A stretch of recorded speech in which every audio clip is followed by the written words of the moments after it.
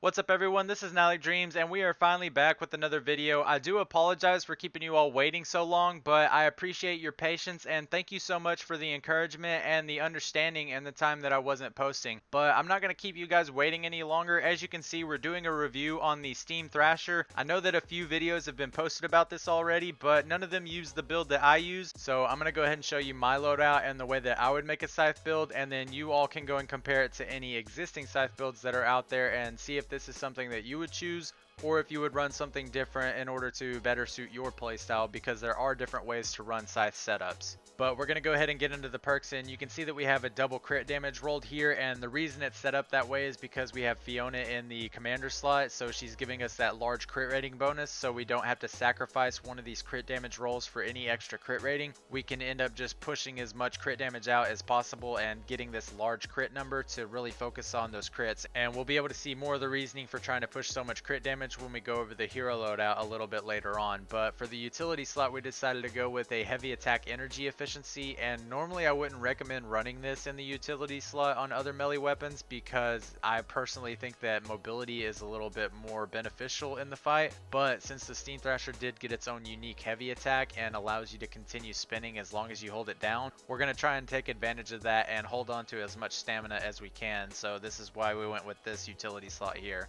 And then for our element, we decided to go with energy. Since you can make this element specific, technically it would be better to make 3 of this, but since we don't want to put that much perk up into a weapon, we're going to go ahead and go with energy and just be able to use it in any match and not be hindered by not being able to use it against certain husks.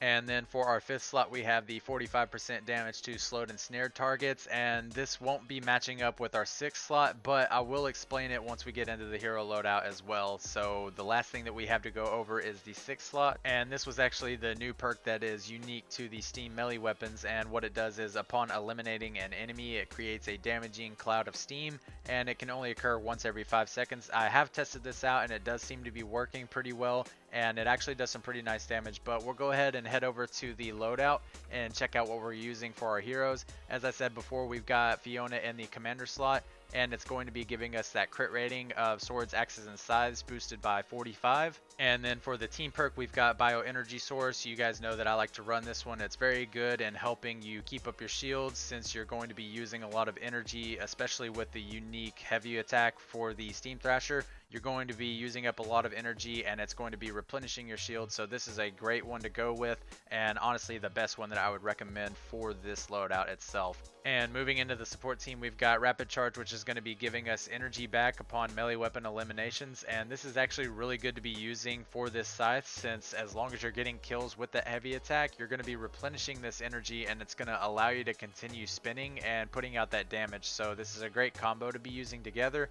And for the next slot, we've got Corrosive Strikes, which is melee critical hits apply 30% snare, and Affliction, which deals 37% of damage dealt each second for 3 seconds. And this is kind of what I was wanting to point out with the snare damage roll that we have in the 5th slot, that as long as you're getting critical hits and we're pushing that crit with Fiona in the commander slot, you know, as long as you're getting those crits, you're going to be allowing that snare to be popping up. You could actually go with the Affliction roll as well, because as long as you're hitting a melee crit, you're going to be applying a snare and an Affliction, so this works really well and you can go off of either one. And for the next slot, we've got Assassination, which is just going to be giving us some raw damage increase on stacks for each hit that we get. And we got Medicinal Fume, since Fiona has the smoke bomb. We're going to go ahead and put this in for some additional survivability and just get some heals back on the smoke bomb. And then for the last slot, we've got Scythe to meet you, which is increasing Scythe damage by 25% against slowed or snared enemies. So for as long as you're hitting a crit, you're going to be applying a snare. So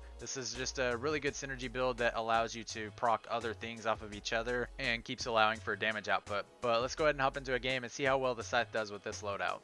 Now, unfortunately, there are 2 problems currently affecting the Steam Thrasher in the game, one of them being that Whiteout Fiona's crit rating tooltip hasn't been fixed yet, and so it's not displaying the correct crit chance that you're supposed to be doing. When you go to your weapon stats, you'll notice that you have a lower crit chance than you're supposed to if you were to actually have the full 45 crit rating, but you are technically hitting as much crits as you should be based upon the percentage that you should have. It's just the number being displayed is not the correct number, so it kind of is a hindrance on being able to know what you're actually pulling with the crit chance and how often you're supposed to be hitting crits, but luckily it's still working properly and as intended.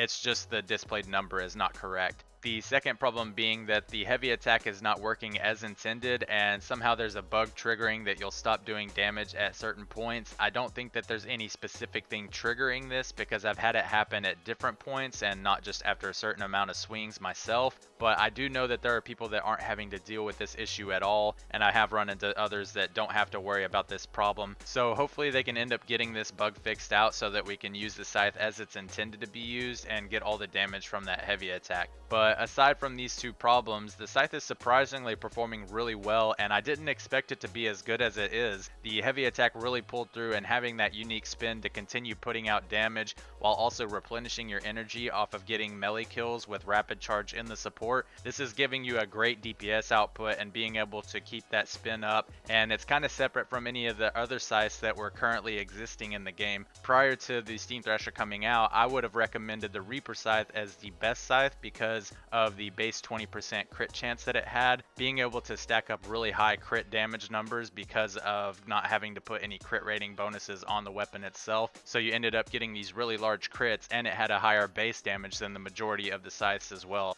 But with the Steam Thrasher heavy attack, it's really allowing for a high damage output and being able to put up some really high damage numbers while hitting that continuous spin on a target.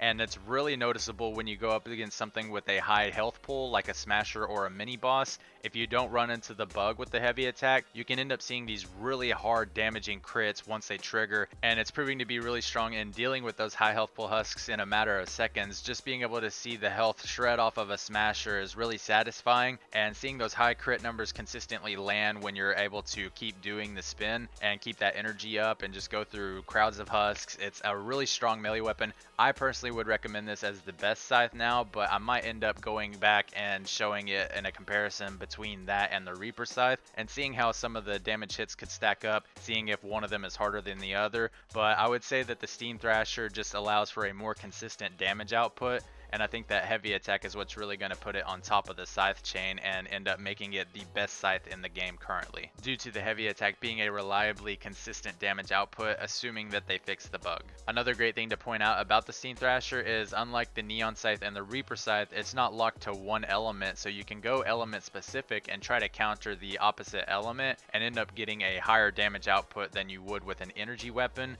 while using the correct element against the opposing element of your choice. But for me, this has been a really fun loadout to use, and the reason I personally use Fiona in the commander slot is to get that crit rating and allow me to go with those higher crit damage numbers, and that ends up in turn also affecting the affliction from Corrosive Strikes because it's based upon the amount of damage that you do. So when that crit triggers at a higher number, you're going to see higher affliction ticks as well following up off that hit, and allowing for more DPS output than I believe what you would get with Harvester Sarah in the primary. Although there hasn't been any calculations or testing between this, I personally think that it would just be a better output myself. And I can't wait to see what they're going to be bringing with the later versions of the game. I love these unique perks and these unique abilities that they've been adding on lately. Stuff like the Sir Lancelot and the Spectral Blade, just giving a unique ability to be using that switches up the game style and something that we were used to before, and allowing for us a new gameplay and a different playstyle now. That's it for this one though, guys. Let me know what you think about this Steam Scythe in the comments, and if you have any plans to test it out, or if you've already been using it and how you feel about it so far. And again, I just want to thank you all for watching and being positive in your support and having encouraging attitudes. I'll see you in the next one.